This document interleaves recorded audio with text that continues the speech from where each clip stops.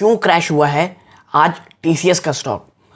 देखिए, वैसे तो अगर आज आप देखेंगे तो पूरा का पूरा इंडियन आईटी स्टॉक का जो सेक्टर है वो दबाव के दौर से गुजर रहा है, और दबाव के बजाय कहना चाहिए कि एक बड़ी गिरावट दिखा रहा है, तो वो गलत नहीं होगा।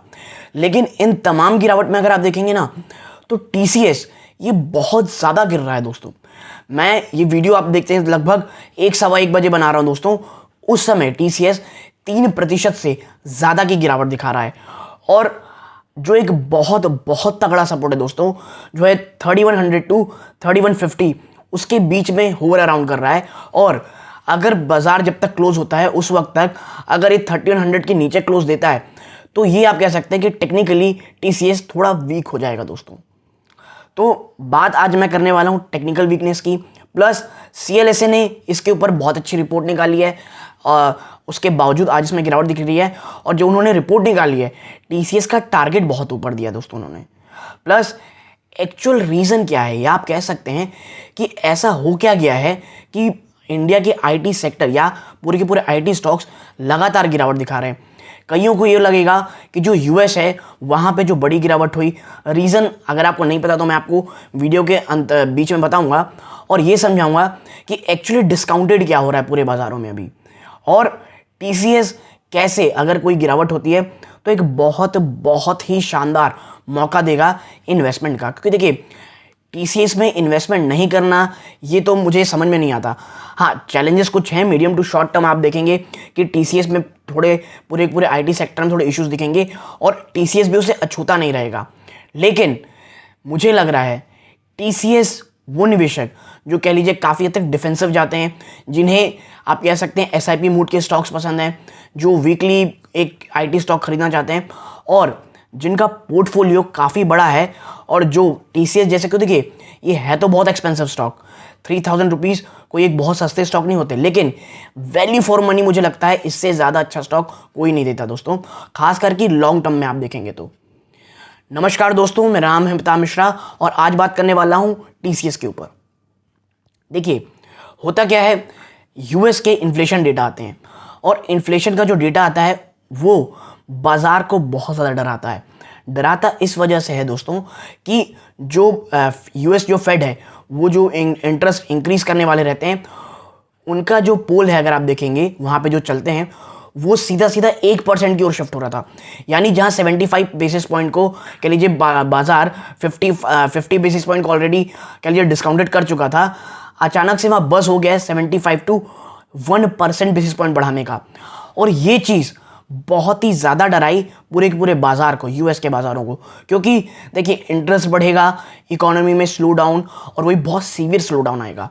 तो यही कारण है कि एक बड़ी गिरावट आपको देखने को मिली। डॉलर इंडेक्स 109 के पार चला गया और ये तमाम सिनारियोज बड़ी गिरावट की ओर इशारा कर रहे थे, और जो कि हमें देखने को मिली कल, चाहे डाउ जोन्स हो चाहे नैस्डैक हो, बड़ी गिरावट के साथ बंद हुए दोस्तों।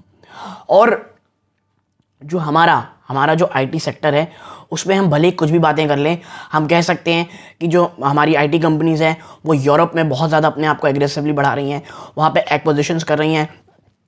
चाहे आप एचसीएल टेक को देखें, विप्रो को देखें, हम देख सकते हैं कि साउथ अमेरिका में भी जो कंपनीज़ हैं हमारे यहाँ काफ़ी काम कर रही हैं। इवन साउथ ईस्ट एशिया में भी बहुत ज़्यादा, जैसे हम कहना चाहिए इंडो पैसिफिक जो रीजन है वहाँ पे भी हम बहुत ज़्यादा अपने पाँव पसार रहे हैं नए क्लाइंट एक्विजिशन के लिए, क्योंकि वहाँ पे बहुत ज़्यादा डिजिटल ट्रांसफॉर्मेशन का बहुत आप कह सकते हैं कि अपॉर्चुनिटी है। लेकिन आज भी एक कड़वा सत्य ये है दोस्तों कि यूएस से हमारे यहाँ ह्यूज रेवेन्यू आता है। यूएस इकोनॉमी का स्लो डाउन, और देखिए सिर्फ यूएस इकोनॉमी नहीं, यूएस इकोनॉमी तो स्लो डाउन हो ही रही है, प्लस पूरा का पूरा यूरोप और यूके भी एक बड़ी रिसेशन की चपेट में आने वाला है। और इसका जो असली, मैं आपको बता दूं, इसका जो मेन आपको जो क्रक्स दिखेगा या जो आपको समझ में आएंगी चीज़ें वो है नेक्स्ट ईयर।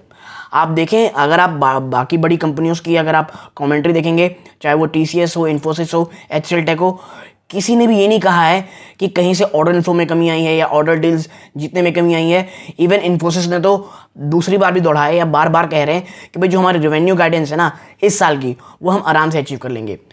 और मेरा भी जो इशू दोस्तों इस साल का है नहीं, मुझे लग रहा है जो ये फाइनेंशियल ईयर है ये कंपनीज के लिए ऑलरेडी अच्छा है। प्रॉब्लम आपको देखने को मिलेगी नेक्स्ट ईयर से दोस्तों। प्लस कंपनीज के सामने जो सबसे बड़ा चैलेंज है दोस्तों वो है मार्जिन का। और ये कंपनियां बार बार कह रही हैं कि भाई मार्जिन इज़ अ इशू। और मार्जिन में जो सबसे बड़ा डेंट कर रहा है वो है एम्प्लॉय कॉस्ट दोस्तों। एट्रिशन रेट के कारण आपको पता है एम्प्लॉय कॉस्ट को लेकर के और जो एम्प्लॉय एक्सपेंसेस हैं वो कितने ज़्यादा बढ़ रहे हैं। इसके साथ साथ जो आपके लिए कमर्शियल ट्रैवल ऐप खुल चुका है, जब इकॉनमी ओपन हुई है, पहले यहाँ चीज़ें जूम मीटिंग में हो जाती थी, अब ट्रैवलिंग किया जा रहा है, अब ट्रैवलिंग करवाया जा रहा है, जिसके कारण एक्सपेंसेस जो ऑलरेडी बहुत ज़्यादा मार्जिन घटने के कारण ऑलरेडी बॉटम लाइन सफ़र कर रही है, इन एक्सपेंसेस कारण और भी ज़्यादा बॉटम लाइन में आपको डेंट देखने को मिलेगा। और यही कारण है कि जो आप कह सकते हैं जो मार्जिन में इशू है उनकी बातें कर रहे हैं, ये वाकई में सत्य हो सकती हैं। हाँ, इन्फोसिस ने वापस से कहा है कि हमारा जो मार्जिन है वो अबाउट 20% ही रहेगा।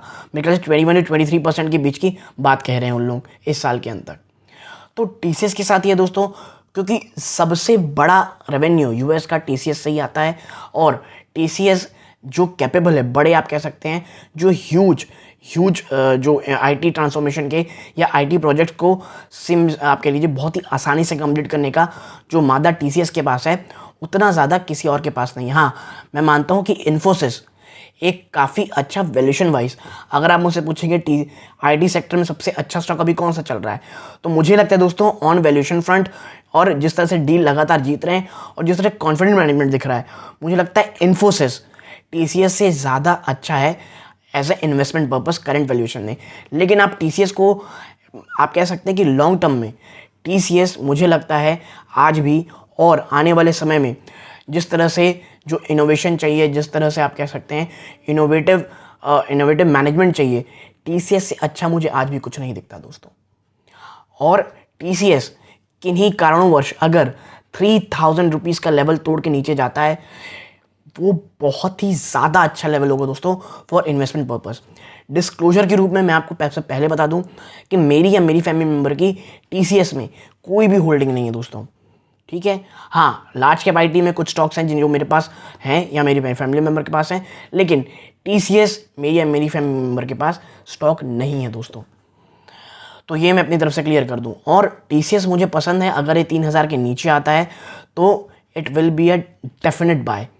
और आपको जो गिरावट दिख रही है वो इसलिए है क्योंकि यूएस जो 1% का जो डर है, और 21 सितंबर को जो यूएस फेड की मीटिंग है वहाँ पे अब डर ये फैल रहा है कि क्या जो कह लीजिए यूएस फेड के हेड है पावेल साहब, वो 1% को बढ़ा सकते हैं। और यकीन मानिए यदि 1% बढ़ता है दोस्तों, तो एक और नी जर्क रिएक्शन आपको पूरे बाज़ारों में, खासकर वैश्विक बाज़ारों में देखने मिलेगा। लेकिन यदि ये जो गिरावट है, अगर आज जब रात को दोस्तों यूएस के बाज़ार खुलेंगे और 1-2 दिन गिरावट और सीवियर होती है, तो मुझे लगता है ऑलरेडी डिस्काउंटेड ये हो जाएगा कि 1% को लेकर के बाज़ार अब रेडी है गिरने के बजाय। और जैसे 1% का भी अगर न्यूज़ आती है तो यूएस के बाज़ारों को कोई भी फ़र्क नहीं पड़ेगा दोस्तों। लेकिन हाँ, अगर वापस से तेज़ी होने लगती है यूएस के बाज़ारों में भी, और जेमी पावेल साहब अगर कहते हैं भाई हम 1% बढ़ा रहे हैं, तो ये बहुत बड़ा सेटबैक रहेगा दोस्तों। मुझे लग रहा है 75 बेसिस पॉइंट ऑलरेडी डिस्काउंटेड हो चुका है, तो अब 75 बेसिस पॉइंट का अगर बढ़ना भी कोई बहुत ज़्यादा डेंट नहीं करेगा। और अगर यूएस में डेंट नहीं होगा तो हमारी कंपनीज में भी डेंट नहीं होगा। लेकिन हाँ, मैं एक चीज़ कह दूँ, मीडियम आपके लिए शॉर्ट टू मीडियम टर्म कोई ऐसा बहुत बड़ा रिटर्न आप आईटी पैक से मत मानिए। अगर आप तमाम सेक्टर्स को देखेंगे तो आईटी सेक्टर काफ़ी हद तक अंडर परफॉर्मेंस करेगा। मैं ये नहीं कहता बिल्कुल भी रिटर्न नहीं देगा, लेकिन हाँ, जिस तरह का रिटर्न इसे पिछले 2-3 सालों में दिया है, वो रिटर्न पाना बहुत बहुत ज़्यादा मुश्किल है। और जो रिसेशन की बात चल रही है, देखिए यूरोप तो रिसेशन में जा चुका है, यूएस भी लगभग जाने वाला है, तो इस पर तो कोई दौराई नहीं है कि आपको स्लो डाउन नहीं देखने को मिलेगा। लेकिन ये जो स्लो डाउन का आपके लिए जो रिसेशन का जो पैच रहेगा, ये बहुत ही कह लीजिए मिनिमम या शॉर्ट रहे तो ये कोई बहुत बड़ा सीवियर डेंट हमारी कंपनीज में नहीं करने वाला। लेकिन अगर ये बढ़ता है तो थोड़ा सा खतरा आपको साफ देखने को मिलेगा। और मुझे लगता है Q2 के जो नंबर्स आएंगे, इसके साथ साथ जो Q3 के नंबर हैं, ये बहुत ज़्यादा डिसाइड करेंगे कि एक्चुअल में कि आने वाले समय में आईटी सेक्टर किस ओर जाएगा। उससे ज़्यादा जो रिजल्ट, ज़्यादा जो मैनेजमेंट कमेंट्री रहने वाली है, ये ज़रूरी देखने को मिलेगा। देखिए, CLSA ने तो 3700 के ऊपर का टारगेट दिया हुआ है, और उनका मानना है कि यूरोप में जो क्लाइंट को लेकर के जो कह लीजिए क्लाइंट इश्यूज़ हैं, प्लस मार्जिन को लेकर के वो भी कह लीजिए काफ़ी हद तक कंसर्न पैदा कर रहे हैं कि हाँ, हमें थोड़ा सा मार्जिन फ्रंट में देखना पड़ेगा। लेकिन मेरा मेन कंसर्न है कि इकोनॉमी जो यूएस और यूरोप की है, ये अगर स्लो डाउन की ओर जाती भी है तो ये कितनी सीवियरली जाएगी, क्योंकि जिस तरह से सेंट्रल बैंक्स अब आप कह लीजिए कमर कस लिए हैं इंटरेस्ट रेट बढ़ाने के लिए, स्लो डाउन तो इनएविटेबल है, इवन स्लो डाउन आ चुका है, इसमें कोई दो राय नहीं है दोस्तों। तो आईटी इन्वेस्टर जो आईटी में निवेश करना चाहते हैं, ये अगर कोई बड़ी गिरावट होती है तो ये बहुत ही ज़्यादा मुझे लगता है इम्पोर्टेंट के लिए एक इम्पॉर्टेंट आप कह सकते हैं कि एक फेज़ होगा जहाँ पे इन्वेस्टर्स को इन्वेस्ट करने का मौका मिलेगा। देखिए एक टाइम में ऑटो सेक्टर भी ऐसे ही था, बड़ी गिरावट, बहुत स्लो डाउन और बहुत ज़्यादा डार्क फेज चल रहा था, लेकिन जिन्होंने भी उस समय निवेश किया होगा उनके पास अब अच्छे खासे आज रिटर्न है, प्लस आने वाले समय काफ़ी हद तक और सबसे मजबूत सेक्टर जो दिख रहा है वो ऑटो और ऑटो एंसिलरी है दोस्तों। तो अगर गिरावट होती है तो लॉन्ग टर्म के लिए केवल और केवल एक बाइंग अपॉर्चुनिटी होगी, लेकिन हाँ, निवेश करने से पहले आप अपने वित्तीय सलाहकार जरूर लीजिएगा दोस्तों, क्योंकि मैं जो यहाँ बात कर रहा हूँ ये आप कह सकते हैं एजुकेशनल पर्पज़ के लिए। तो यदि आपको मेरी ये छोटी चैनल से पसंद आई हो, प्लीज़ वीडियो को लाइक कीजिए, चैनल पहली बार आए हैं सब्सक्राइब जरूर कीजिएगा, यहाँ तक जुड़े रहे, अपना कीमती समय दिया, इस बात का बहुत बहुत धन्यवाद दोस्तों। ये इस वीडियो का अंत है। जय हिंद दोस्तों।